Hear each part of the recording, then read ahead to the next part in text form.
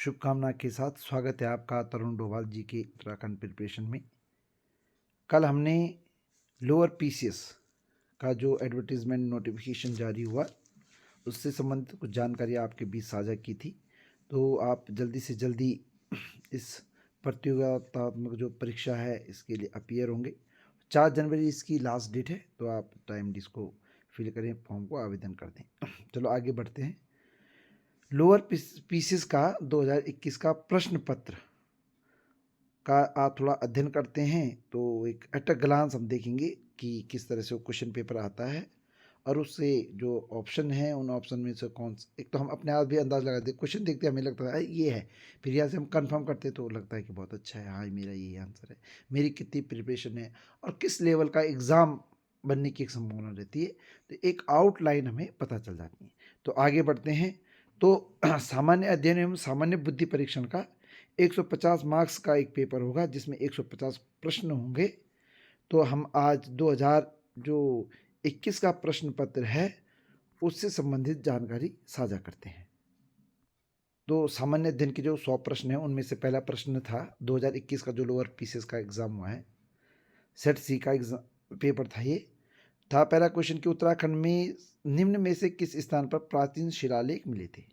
तो कालसी, देहरादून जिले में कालसी स्थान पर सबसे प्राचीन शिलालेख मिले थे। तो पहले का उत्तर हो जाएगा कालसी। तो हम डिटेल में इनके बारे में बाद में पढ़ते हैं, एक बार एट अ ग्लांस हम देख देते हैं किस प्रकार का प्रश्न आता है। फिर था क्वेश्चन, कुमाऊं राज्य के चंद का अंतिम शासक कौन था। तो कुमाऊं राजवंश के चंद वंश का जो अंतिम शासक था वो महेंद्र चंद था। फिर नेक्स्ट क्वेश्चन है, गूंट भूमि का अर्थ है, गूंट भूमि का अर्थ है। तो मंदिर को जो प्रदत्त भूमि होती है उसी को हम गूंट भूमि कहते हैं। नेक्स्ट बहुत ही इंपॉर्टेंट है, बुक्स में आता है ये, हिमालयन डिस्ट्रिक्ट के लेखक कौन थे। तो एटकिंसन, ये तो आपको खैर पता भी होगा, एटकिंसन ही हिमालयन डिस्ट्रिक्ट के लेखक थे। नेक्स्ट प्रश्न देखते हैं। नेक्स्ट प्रश्न है कि उत्तराखंड शासन की वीर चंद्र सिंह गढ़वाली योजना, उत्तराखंड शासन की वीर चंद्र सिंह गढ़वाली योजना निम्न में से किस क्षेत्र से संबंधित है। तो मैं बताता हूँ कि जो वीर चंद्र सिंह गढ़वाली योजना थी ये 2002 में लॉन्च हुई थी और ये पर्यटन के क्षेत्र से संबंधित है। हम इसको कई बार कहते हैं वीर चंद्र सिंह गढ़वाली पर्यटन योजना भी। नेक्स्ट प्रश्न है, उत्तराखंड आर्थिक सर्वेक्षण 2018-19 के अनुसार उत्तराखंड के निम्न में से किस जनपद की प्रति व्यक्ति आय सर्वाधिक रही है। तो ये हरिद्वार जनपद में प्रति व्यक्ति आय, यदि हम जनपद वाइज देखें तो हरिद्वार की प्रति व्यक्ति आय सर्वाधिक थी। आर्थिक सर्वेक्षण जो 2018-19 हुआ था। फिर है, निम्नलिखित में से कौन सा युग्म सही है या सुमेलित नहीं है। तो अब हमने सही युग्म, हमें पता है खिरसू बहुत ही एक रमणीक पर्यटन स्थल है पौड़ी गढ़वाल में। औली, ये आपको पता है कि औली जो है चमोली में है। कौसानी, कौसानी बहुत ही इम्पोर्टेंट है, महात्मा गांधी से भी इसका संबंध है। तो ये कौसानी पिथौरागढ़ में न होकर अल्मोड़ा में है। तो एक युग में इसमें गलत हो गया, कौसानी पिथौरागढ़, जबकि ये अल्मोड़ा में, और शीतला खेत अल्मोड़ा में ही है।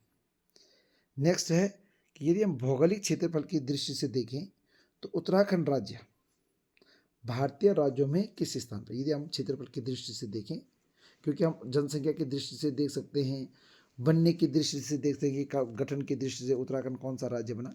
तो यहाँ पर प्रश्न है कि भौगोलिक क्षेत्रफल की दृष्टि से, तो क्षेत्रफल की दृष्टि से उत्तराखंड भारत का 19वां राज्य है। फिर प्रश्न है कि उत्तराखंड राज्य का लिंगानुपात, जो कि 2011 की जनगणना के अनुसार पूछा गया है। अभी फिलहाल हम ये कहेंगे अंतिम बार जो जनगणना भी हुई वो 2021 में 11 में हुई है, 21 में पेंडिंग है, अब देखो कब तक होती है, संभावना है कि हो जाएगी। तो तत्कालीन समय में जो लिंगानुपात था वो हमारा 963 प्रति 1000 पुरुष पर था। फिर है, नीचे लिखे नामों में से उस नेपाली राजा का नाम इंगित कीजिए जिसने 12वीं सदी के अंत में खसदेश, केदार भूमि और दानव भूतल प्रदेश पर राज्य किया था। तो इस प्रश्न का उत्तर है अशोकचल। अशोकचल वो नेपाली राजा था। आगे बढ़ते हैं, अल्मोड़ा या आलमनगर का संस्थापक कौन था। तो अल्मोड़ा नवगर का जो संस्थापक माना जाता है वो बालोक कल्याण चंद को माना जाता है। फिर है कि 1658 में मुगल शहजादा ने श्रीनगर में शरण ली। कौन मुगल शहजादा था जिसने कि 1658 में शरण ली थी गढ़वाल में? तो ये सुलेमान शिको जी थे, ये जिन्होंने की शरण ली थी गढ़वाल में। आगे बढ़ते हैं। नेक्स्ट प्रश्न है कि भारत के प्रथम कृषि विश्वविद्यालय की स्थापना पंतनगर में हुई। तो कौन सी डेट को हुई? तो ये 17 नवंबर 1960 को इसकी स्थापना हुई। फिर है नेक्स्ट, उत्तराखंड राज्य के अस्तित्व में आने के बाद प्रथम बार राष्ट्रपति शासन कब लगाया गया था? आपने देखा होगा, ये तो समझ लो कि 2016 में लगा था। तो अब 2016 का तो दो ऑप्शन है, एक 22 अप्रैल है, एक 27 मार्च है। तो ये प्रश्न भी बहुत ही चर्चित भी रहा है, इसलिए चर्चित जो चीज़ें होती हैं वो आ जाती हैं। तो 27 मार्च 2016 को राष्ट्रपति शासन लगा था। तो आपने जब प्रश्न का उत्तर देंगे या हम जब भी प्रश्न का उत्तर देते हैं तो पहले हम एक तो एग्जैक्ट आंसर यदि हमें आता है तो दैट्स वेरी गुड, फिर हम नियरेस्ट देखते हैं और फिर उन नियरेस्ट में भी आपस में तुलनात्मक अध्ययन करते हैं और हमारा आंसर सही हो जाता है। जैसे मैंने कहा कि इसमें हमें पता है कि ये 2016 की घटना है, तो अब बात आती है कि 2016 में मार्च है या अप्रैल है, तो ये मार्च की घटना है। फिर नेक्स्ट क्वेश्चन है कि निम्न में से ब्रिटिश कुमाऊं के किस कमिश्नर ने पुलिस व्यवस्था के स्थान पर सामान्य प्रशासन के लिए पटवारी व्यवस्था लागू की थी? तो प्रश्न ये भी आ सकता है कि पटवारी व्यवस्था लागू करने वाला कुमाऊं का कौन सा कमिश्नर था ब्रिटिश कुमाऊं में? तो इसका उत्तर हो जाएगा हमारा श्री ट्रेल। ट्रेल का नाम आपने सुना होगा कि ट्रेल ही पटवारी व्यवस्था लागू करने वाला ब्रिटिश कुमाऊं का कमिश्नर था। आगे बढ़ते हैं। बहुत ही अच्छा प्रश्न है कि उत्तराखंड की विधानसभा में अनुसूचित जाति के प्रत्याशियों के लिए कितने स्थान आरक्षित रखे गए? मतलब जो उत्तराखंड विधानसभा है उसमें आरक्षण में, अब एक तो अनुसूचित जनजाति के लिए आरक्षण होता है जिसमें 2 सीटें हैं और इसी तरह अनुसूचित जाति के लिए भी। तो बतानी है संख्या क्या है, तो आपको संख्या पता होगी, नहीं तो 13 संख्या ही 13 सीटें रिजर्व हैं। ब्रिटिश गढ़वाल का 1840 में मुख्यालय कहाँ था? वो पर्टिकुलर डेट को पूछ रहा है या पर्टिकुलर ईयर को पूछ रहा है कि ब्रिटिश गढ़वाल का मुख्यालय कहाँ था? तो ये पौड़ी में था। तत्पश्चात जैसी भी संभावनाएं बनी होंगी इधर उधर इनको शिफ्ट किया गया। फिर है कि उत्तराखंड में पंचायतों की वित्तीय स्थिति का पुनर्विलोकन करने हेतु राज्य वित्त आयोग का गठन कौन करता है? राज्य वित्त आयोग इसका गठन कौन करता है? तो गठन करने का अधिकार जो है राज्यपाल को है। अटल न्यू इंडिया चैलेंज किस वर्ष से प्रारंभ किया गया? तो अब ये भी हमारे दिमाग में थोड़ा सा आ जाना चाहिए कि जो अटल वाला मामला है ये जनता दल जो भाजपा गठबंधन की सरकार है या भाजपा की सरकार है उसमें होने की ज़्यादा संभावना है। तो 2014-15 तो सीधे सीधे लगभग हटा दो क्योंकि बहुत ही इनिशियल ईयर था ये। तो अटल न्यू इंडिया चैलेंज ये 18-19 में प्रारंभ किया गया।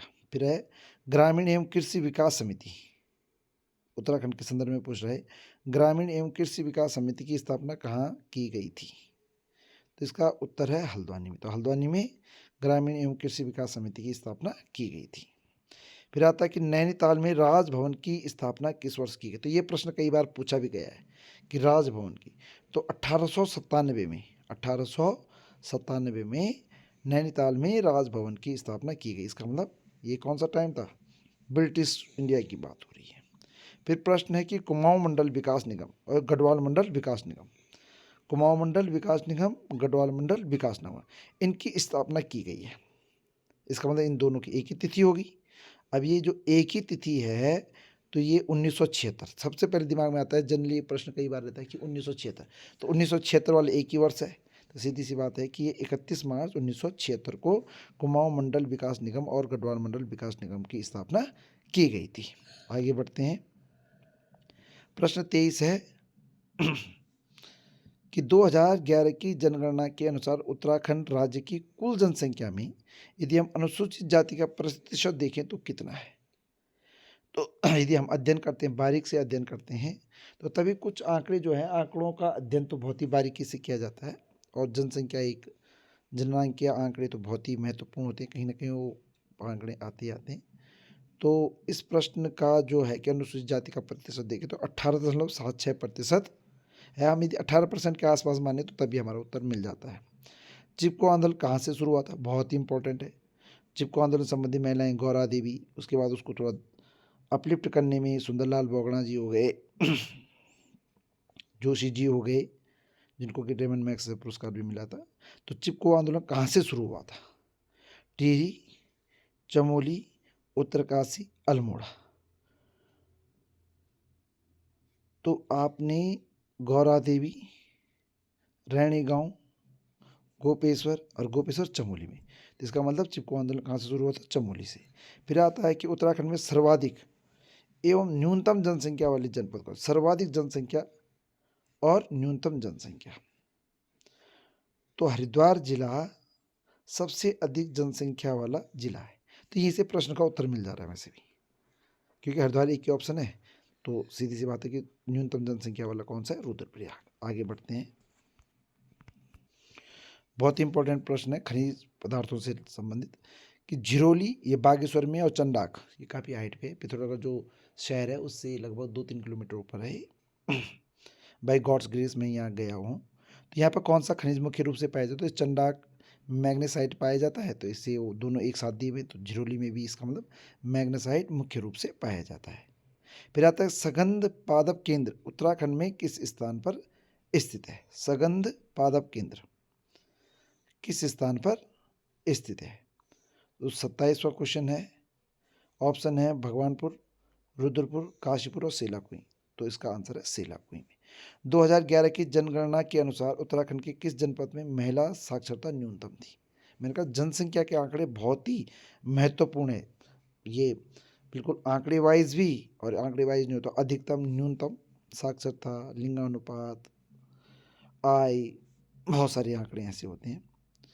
तो हमारे पास ऑप्शन है उधम सिंह नगर, टिहरी गढ़वाल, उत्तरकाशी और देहरादून। देहरादून में, टिहरी में, उधम सिंह नगर, ये तीनों ना हो जाते हैं तो सही उत्तर हो जाता है उत्तरकाशी। उत्तरकाशी एक ऐसा जनपद है जिसमें यदि महिला साक्षरता देखें तो 2011 की जनगणना के अनुसार ये न्यूनतम थी।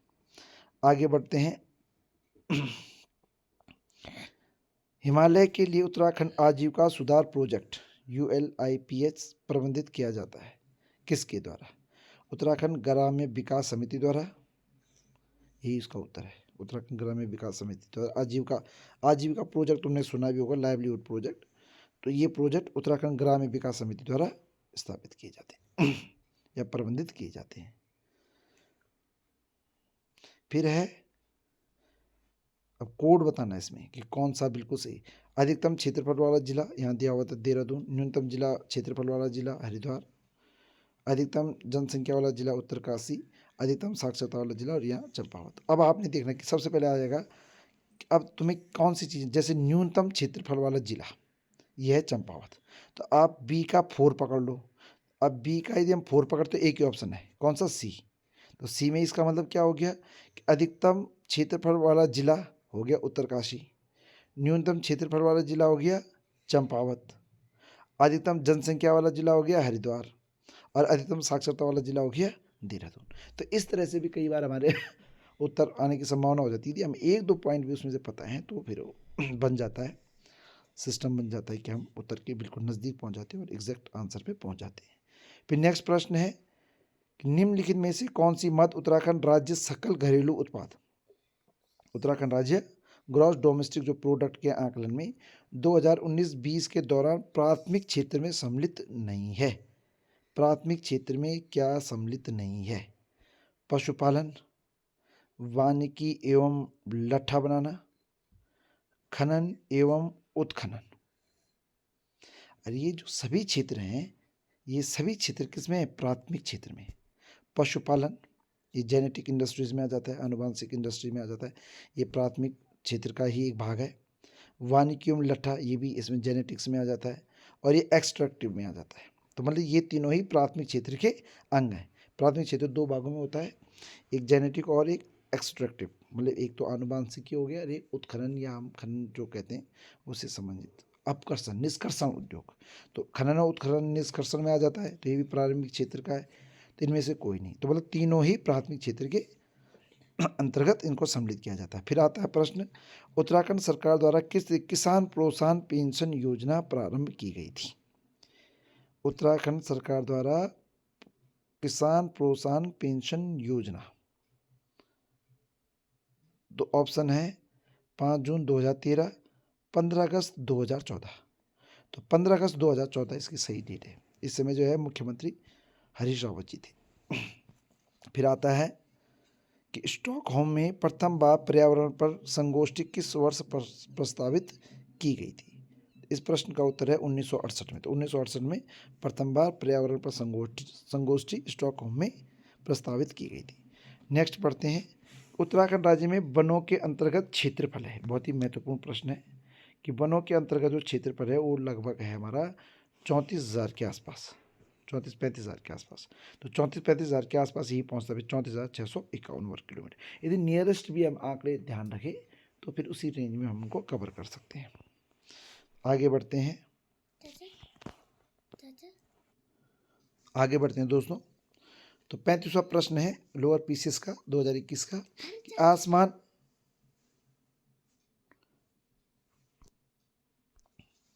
तो 35वां प्रश्न है कि किस कारण से आसमान नीला दिखाई पड़ता है? ये घटनाएं हैं, ये भौतिक घटनाएं होती हैं। भौतिक विज्ञान में विशेष इनका बहुत ही जिक्र रहता है। अपवर्तन की घटना भी है, परावर्तन की घटना भी है, विवर्तन की घटना भी है, परकिरण की घटना भी है। तो परकिरण की घटना के कारण ही आसमान का रंग नीला दिखाई पड़ता है। फिर आता है कि प्रथम ट्रांसजेनिक जंतु का नाम बताइए। तो डॉली है। और मुझे अच्छी तरह याद है कि साइंस में इसका जिक्र जो है, जब मैं 10th क्लास में था 2000 में, तो सर ने इसका जिक्र किया था। डॉली भेड़िया है, डॉली भेड़ का कि क्लोन इसका किया गया था। तो तब से थोड़ा ध्यान है। तो इस तरह से भी मैंने कहा कि हमारी जो, यदि हम प्रश्न पत्र का थोड़ा अध्ययन करते हैं तो कई चीज़ें माइंड के अंदर आती हैं और कई बार एग्जैक्ट आपको आंसर पता चल जाता है। तो पढ़ते रहें और पिछले प्रश्नों का अध्ययन करते रहें। थोड़ा आगे बढ़ते हैं। चलो, निम्नलिखित में से कौन एक वाष्पशील कार्बनिक यौगिक नहीं है? आप भी सोचते रहें। अब इसमें दिया हुआ है एसिटाल्डिहाइड, फॉर्मल्डिहाइड, हाइड्रोक्लोरिक एसिड और डाइक्लोरोमीथेन। तो जो वाष्पशील कार्बनिक यौगिक नहीं है, मतलब जो वाष्प में कन्वर्ट नहीं होता है, ऐसा भी कार्बनिक यौगिक, तो हाइड्रोक्लोरिक एसिड HCl, ये वाष्पशील कार्बनिक यौगिक नहीं है। आगे बढ़ते हैं कि निम्नलिखित में से कौन एक ऑपरेटिंग सिस्टम नहीं है? यूनिक्स, लिनक्स, जावा, विंडोज 11। तो जावा लैंग्वेज है। C++, जावा आपने सुना, कंप्यूटर लैंग्वेजेस हैं। तो जावा इसमें ऑपरेटिंग सिस्टम नहीं। इसका मतलब यूनिक्स, लिनक्स और विंडोज 11 तीनों ही ऑपरेटिंग सिस्टम है, जबकि जावा ऑपरेटिंग सिस्टम नहीं है। आगे बढ़ते हैं। डायोड, डायोड और ट्रायोड आपने फिजिक्स में सुना होगा कि डायोड का उपयोग किया जा सकता है विद्युत संकेत परिवर्तन के लिए, प्रत्यावर्ती धारा को एक दिश धारा में बदलने के लिए। बिल्कुल सही। तो डायोड का उपयोग इसीलिए होता है, प्रत्यावर्ती धारा। आपने AC alternative current, direct current, AC DC वगैरह सुना होगा, तो इसको डायरेक्शन देने के लिए होता है। तो डायोड का उपयोग प्रत्यावर्ती धारा को एक दिश धारा में बदलने के लिए किया जाता है। नेक्स्ट प्रश्न है कि निम्नलिखित में से कौन सल्फर डाइऑक्साइड प्रदूषण का सर्वोत्तम सूचक है? हाँ, ये क्वेश्चन भी बहुत ही मतलब सुंदर क्वेश्चन है। तो जो सहवाल होते हैं, लाइकेंस, उनसे पता चल जाता है। उनमें जो भी चेंजेस होते होंगे, नेचुरल कुछ फिनोमेना कुछ ऐसा होता होगा कि पता चल जाता है कि सल्फर डाइऑक्साइड प्रदूषण का क्या लेवल है। तो सहवाल या लाइनेक्स, लाइकेंस, सॉरी। नेक्स्ट प्रश्न है, यूरिक अम्ल, यूरिक अम्ल नामक नत्रजनीय अपशिष्ट उत्सर्जित किया जाता है मानव द्वारा, पक्षियों द्वारा, छिपकलियों द्वारा। अब मानव तो है नहीं कि जो यूरिक अम्ल नामक नत्रजनीय अपशिष्ट उत्सर्जित करता हो, तो पक्षी एवं छिपकली के द्वारा ये यूरिक अम्ल नामक नत्रजनीय अपशिष्ट उत्सर्जित किया जाता है, पक्षियों छिपकलियों के द्वारा। फिर नेक्स्ट प्रश्न है, बहुत ही इंपॉर्टेंट प्रश्न है और बहुत ही मतलब एक मैं कहूँ कि साधारण प्रश्न भी है कि इंडियन ओपिनियन। तो इंडियन ओपिनियन बिना सोचे समझे मोहनदास करमचंद गांधी जी का बहुत ही अपना एक समाचार पत्र था ये। 1900 जो 37-38 की 40 एग्जैक्ट मुझे ये ध्यान नहीं आ रहा है कि जो वर्धा योजना थी, तो शिक्षा की जो वर्धा योजना किसने प्रस्तावित की थी? तो प्रस्तावित की थी महात्मा गांधी। बुनियादी शिक्षा था इसमें, मेन था कि हम बुनियादी शिक्षा से हमें आगे बढ़ना चाहिए। तो ये महात्मा गांधी जी द्वारा प्रस्तावित थी शिक्षा की वर्धा योजना। फिर आता है कि एक अनावृत बीजी की पत्ती में 16 गुणसूत्र हैं, इसके भ्रूणपोष में कितने गुणसूत्र होंगे? तो ये प्रश्न है हमारा बायोलॉजी से रिलेटेड, जीव विज्ञान से रिलेटेड। तो यहाँ पर इसका आंसर है 8 दूनी 16 गुणसूत्र। अनावृत बीजी पत्ती में 16 गुणसूत्र है, तो भ्रूणकोश में 8 होंगे। इसका मतलब पत्ती में आते आते वो डबल हो जाते हैं। फिरोमोन्स उदाहरण है, फिरोमोन्स उदाहरण है, मैंने भी नहीं सुना था, बट इसका आंसर है बाह्य हार्मोन्स के एक उदाहरण है फिरोमोन्स। फिर आता है आइसोटोनिक घोलों में समान होते हैं। जो आइसोटोनिक घोल हैं उनमें समान होते हैं वाष्प दाब, शांता, पृष्ठ तनाव और परासरण दाब। तो परासरण दाब इनमें समान होते हैं, किसमें? आइसोटोनिक घोलों में। आगे बढ़ते हैं। अब जो नेक्स्ट 4 प्रश्न है 47, 48, 49, 50, तो ये देखोगे तो ये क्वेश्चन जो है करंट अफेयर से रिलेटेड होते हैं, क्योंकि उनमें चेंजेस होने की संभावना बनी रहती है। क्योंकि जैसे अभी 16वें प्रवासी बोल दिया, फिर किसी में 17वें प्रवासी, और जो उस समय पेपर हो रहा होता है उससे जो जस्ट पहले वाला प्रवासी दिवस है, जो भी दिवस है वो उनकी संभावना रहती है। पर चलो 2021 में जो पेपर आया था 2021 का एग्ज़ाम में, वो था 16वें प्रवासी भारतीय दिवस की थीम क्या थी? तो इसकी थीम थी आत्मनिर्भर भारत में योगदान। फिर 2020 में हिंदी कविता के लिए साहित्य अकादमी पुरस्कार के प्राप्तकर्ता कौन है? सन 2000। तो तत्कालिक को समसामयिक प्रश्न रहा होगा, तो अनामिका को ये पुरस्कार प्राप्त हुआ। फिर है वर्तमान 2021 की बात कर रहा है जब पेपर हुआ था, दिल्ली का उपराज्यपाल कौन है? तो अनिल बैजल थे, अनिल बैजल। अब नजीब जंग का नाम भी खूब सुना होगा, अनिल बैजल का नाम भी खूब सुना होगा। अनिल बैजल थे तत्कालीन। फिक्की का नया अध्यक्ष जो कि 2021 के लिए चुना गया, तो ये उदय शंकर जी को चुना गया था। तो ये समसामयिक प्रश्न, तो समसामयिक प्रश्न बदल देंगे और इस समय जो लेटेस्ट, इसलिए आप अपडेट रहें करंट अफेयर्स से। फिर 51, 52, 53, 54 क्वेश्चन तक भी देखिए हम, तो फिर ये करंट अफेयर्स के क्वेश्चन है। चलो आगे बढ़ी लेते हैं। निम्न में कौन से खिलाड़ी टोक्यो पैरालंपिक्स में एथलेटिक्स में स्वर्ण पदक जीता था? तो ये सुमित अंतिल का नाम है। 108वें भारतीय राष्ट्रीय कांग्रेस का आयोजन 2022 में होगा, तो अब तो 2024 अभी आ रहा है, 2025 में उसके फॉर्म भरा जाएगा। पर चलो तत्कालीन समसामयिक ज्ञान रहा होगा, तो आप भी करंट अफेयर से बिल्कुल अपडेट रहिए। तो पुणे में हुआ था ये। नोबेल शांति पुरस्कार 2021 के विजेता किस देश से संबंधित हैं? 2021 का जो नोबेल शांति पुरस्कार, तो अभी के जो नोबेल पुरस्कार प्राप्त हो रहे हैं जिस भी क्षेत्र में, तो उन्हें आपको नोट करके रखना पड़ेगा, क्योंकि नोबेल पुरस्कार के आने की संभावना भी रहती है, चाहे वो फिजिक्स में हो, अर्थशास्त्र में हो, जो भी क्षेत्र हो। तो तत्कालीन जो है ये फिलीपींस और रूस को मिलाता है संयुक्त रूप से। फिर नेक्स्ट प्रश्न है कि अंतर्राष्ट्रीय बालिका दिवस मनाने के लिए एक दिन के लिए उच्च आयु प्रतियोगिता की 5वीं विजेता कौन है? ये भी तात्कालिक प्रश्न रहा होगा, समसामयिक प्रश्न हुआ, और उस समय आदिति माहेश्वरी थी जो 5वीं विजेता थी। फिर आता है 55th क्वेश्चन कि भारत में विद्युत तार का जनक किसे माना गया था? विद्युत तार का जनक बोल रहे किसे माना गया था? तो ये प्रश्न ये मैंने सुना भी नहीं था पहले भी। जब इस प्रश्न पेपर के थ्रू गया मैं, तो तब मुझे पता चला। पर जो उनके आंसर की थी जो कि पीएससी के उनके द्वारा, इसको लाल डलहौजी बताया गया है। फिर आता है 1900, हाँ ये बहुत ही सुंदर क्वेश्चन है। एओ ह्यूम के वह जीवनी लेखक कौन था जो बाद में इंडियन नेशनल कांग्रेस का अध्यक्ष बना? तो विलियम वेडरबर्न का नाम इनकी जो कुंजी थी उसके आधार पर बताया गया। फिर है 3 कठिया अनुबंध। 3 कठिया अनुबंध किस आंदोलन से संबंधित था? तो ये चंपारण सत्याग्रह से था। तो इस चंपारण जो गांधी जी के खेड़ा आंदोलन हुआ, ये चंपावत हुआ, बहुत सारे आंदोलन, असहयोग आंदोलन, गांधी जी ने सविनय के आंदोलन, बहुत सारे आंदोलन चलाए। तो ये तो बड़ा एक काम का कि मील का पत्थर भी साबित हुआ देश के लिए चंपारण सत्याग्रह। तो 3 कटिया से संबंधित आंदोलन यही था। आगे बढ़ते हैं दोस्तों। नेक्स्ट प्रश्न है कि उत्तराखंड न्यायालय निम्न में से किस रेट के द्वारा किसी व्यक्ति को पद धारण करने से रोक सकता है जिसके लिए वह अधिकारी नहीं है? तो अधिकार परीक्षा लीक, ये सभी रेट हैं। तो अधिकार परीक्षा लीक इसका आंसर है।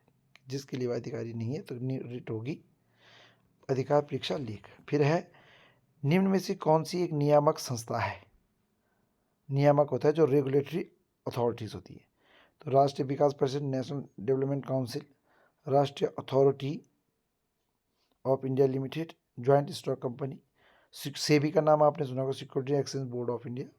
1988 में इसकी स्थापना हुई, 1942 में इसको 92 में इसको इसका गठन किया गया, बोर्ड बनाया गया। तो ये जितने भी हमारे स्टॉक मार्केट से रिलेटेड जितने भी इश्यूज होते हैं उनको रेगुलेट करती है। तो इसके नियामक संस्था है, इसलिए इसके रेगुलेटरी फंक्शंस होते हैं। तो सेबी इसका आंसर है। आपने सेबी का नाम सुना ही होगा। भारत के संविधान का कौन सा अनुच्छेद जिला नियोजन समिति का प्रावधान करता है? तो अनुच्छेद 243 ZD जिला नियोजन समिति का प्रावधान करता है। फिर नेक्स्ट क्वेश्चन है कि 124वां जो संवैधानिक संशोधन हुआ वो किससे संबंधित था?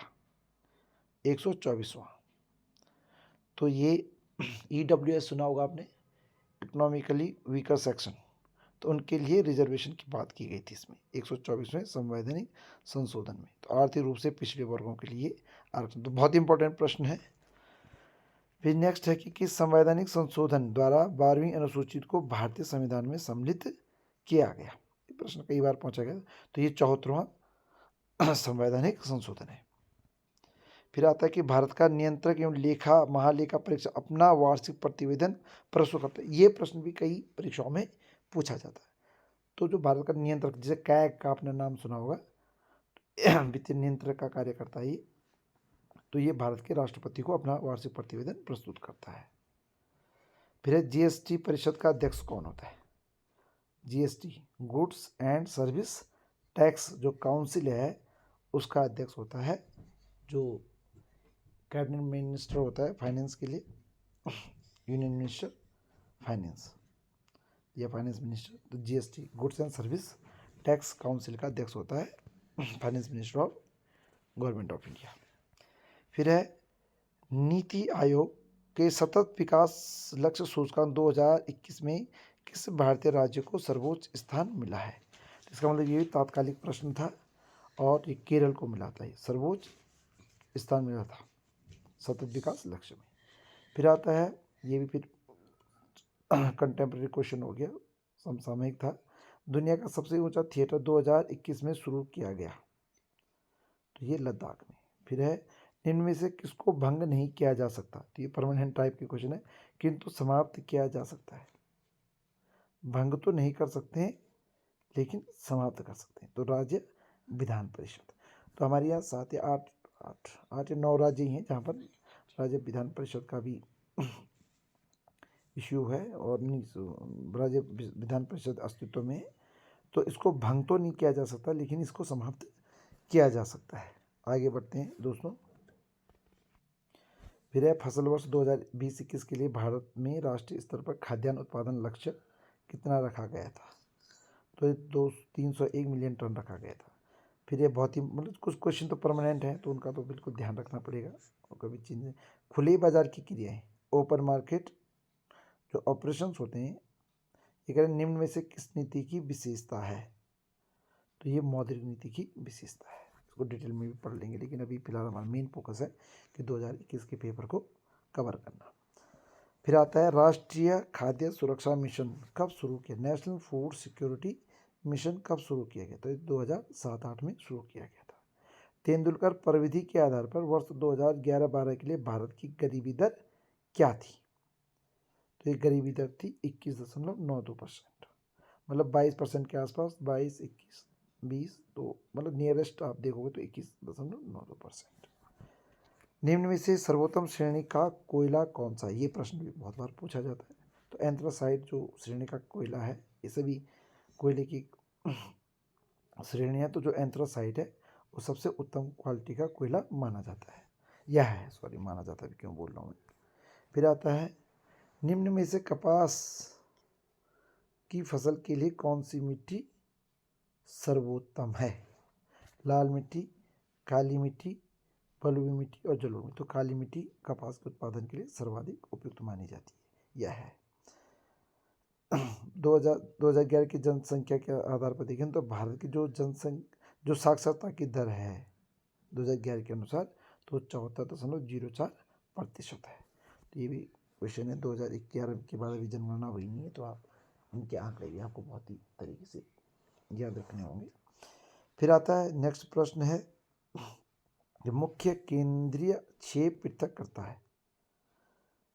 वृहद हिमालय और लघु हिमालय को ये अलग करता है, कौन? मुख्य केंद्रीय क्षेप। फिर है निम्न में से कौन सी संवैधानिक संस्था है? विश्वविद्यालय अनुदान आयोग, भारतीय प्रतिस्पर्धा आयोग, केंद्रीय विद्युत नियामक आयोग और भारत का निर्वाचन आयोग। तो बोलने की ज़्यादा जरूरत है नहीं, भारत का निर्वाचन आयोग ही संवैधानिक संस्था है। आजकल तो निर्वाचन आयोग का कुछ ना कुछ चलता रहता है, तो तब हमें पता होना चाहिए किस प्रकार की संस्था है। फिर आता है सरकारिया आयोग का मुख्य कार्य क्या था? सरकारिया आयोग, तो सरकारिया आयोग का एक बार मैं बता देता हूँ कि केंद्र और राज्यों के संबंधों का पुनर्निरीक्षण करना इसका मुख्य कार्य था, सरकारिया आयोग का। आगे बढ़ते हैं, यूएनडीपी की मानव विकास report HDR human development report है 2020 के अनुसार विश्व में यदि हम भारत का मानव विकास सूचकांक देखें तो ये 131वां था। अब तो नई रिपोर्ट आएगी तो नई रिपोर्ट के हिसाब से होगा। हम आगे बढ़ जाते हैं। फिर है निम्न में से कौन सा जोड़ा सही नहीं है? पंजाब हिमालय सिंधु एवं सतलज नदियों के मध्य है, कुमाऊं हिमालय यमुना एवं काली नदियों के मध्य है, नेपाल हिमालय रावी एवं तीस्ता नदियों के मध्य है और असम हिमालय तीस्ता एवं ब्रह्मपुत्र नदियों के मध्य है। तो जो नेपाल हिमालय है वो रावी एवं तीस्ता नदियों के मध्य है, ये गलत है। इसका मतलब बाकी तीन ऑप्शन सही है, सिंधु एवं सतलज के मध्य पंजाब, यमुना और काली के बीच कुमाऊं, तीस्ता और ब्रह्मपुत्र के बीच असम हिमालय, नेपाल वाला हिमालय सही नहीं है। 79।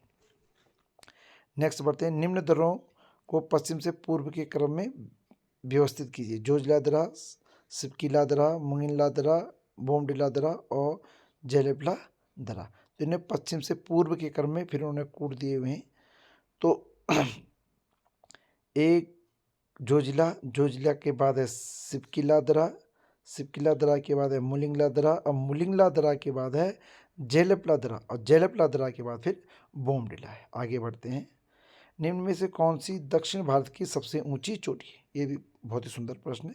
तो अनायमुड़ी की चोटी दक्षिण भारत की सबसे ऊंची चोटी है। उत्तराखंड राज्य की सबसे ऊंची चोटी नंदा देवी की चोटी सबसे ऊंची चोटी है उत्तराखंड राज्य के संदर्भ में। उत्तराखंड राज्य में निम्नलिखित में से किस जिले का भौगोलिक क्षेत्रफल सबसे अधिक है? तो यह अभी भौगोलिक क्षेत्र की दृष्टि से देखिए इन चारों में तो उत्तरकाशी जिले का भौगोलिक क्षेत्रफल सबसे अधिक है। फिर आता है चंपावत का सबसे कम है। फिर आता है अलकनंदा की कौन सी सहायक नदी कर्णप्रयाग में मिलती है? तो पिंडर नदी है, पिंडारी ग्लेशियर से, बिल्कुल सही। तो पिंडारी ग्लेशियर से निकलने वाली पिंडर नदी कर्णप्रयाग में अलकनंदा से मिलती है। फिर आता है हिमालयन फ्रंटियर थ्रस्ट स्थित है। तो ये गंगा मैदान और शिवालिक के मध्य हिमालयन फ्रंटियर थ्रस्ट स्थित है। 2011 की जनगणना के आधार पर निम्नलिखित जिलों को जनसंख्या आधार पर आरोही क्रम में लिखिए। तो पहला है इसमें आरोही क्रम में, समझो आरोही और बढ़ते हुए क्रम में। तो पहला है रुद्रप्रयाग, फिर आएगा चंपावत, ठीक है, फिर बागेश्वर और फिर उत्तरकाशी। और अवरोही क्रम में बोलेंगे हम तो उत्तरकाशी पहले हो जाएगा, फिर उससे कम है बागेश्वर, फिर उससे कम है चंपावत और सबसे कम है रुद्रप्रयाग। 2011 1 और 11 के दशक में उत्तराखंड में जनसंख्या वृद्धि दर कितनी रही है? तो वृद्धि दर रही है हमारे यहाँ पर 19.17%। उत्तराखंड में सर्वाधिक नगरीकृत जिले की बात कर रहा था, जिला देहरादून है। वेल नोन क्वेश्चन है ये, वेल आंसर्ड है। माता टीला बहुउद्देशीय परियोजना निम्न में से किस नदी पर स्थित है? तो ये बेतवा नदी पर स्थित है। किस नदी के मुहाने पर एलियाबेट द्वीप स्थित है? एलियाबेट द्वीप ये नदियाँ नर्मदा नदी पर स्थित है। 2011 की जनगणना के अनुसार भारत में प्रति 1000 पुरुष महिलाओं की संख्या कितनी, मतलब वो लिंगानुपात पूछ रहा है प्रश्न में, तो 940 लिंगानुपात है और उत्तराखंड का तो ज़्यादा है, 963 है। आगे बढ़ते हैं दोस्तों, हम आगे बढ़ते जाते हैं, डायरेक्ट क्वेश्चन करते हैं जल्दी से।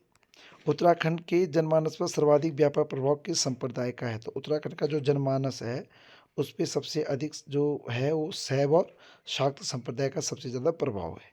निम्नलिखित में कौन एक लोक गाथा नहीं है? हारुल, ये जौन सा संबंधित है, जागर, लाडिशा और रमोला। तो इनमें से लाडिशा जो है लोक गाथा नहीं है, इसका मतलब हारुल, जागर और रमोला क्या है?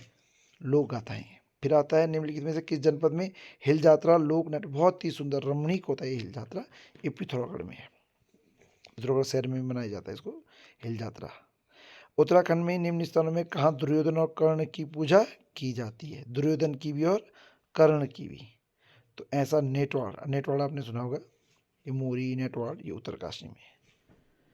फिर आता है निम्न में से किस जाति की गणना हिमालय की प्राक ऐतिहासिक जातियों में नहीं की जाती है?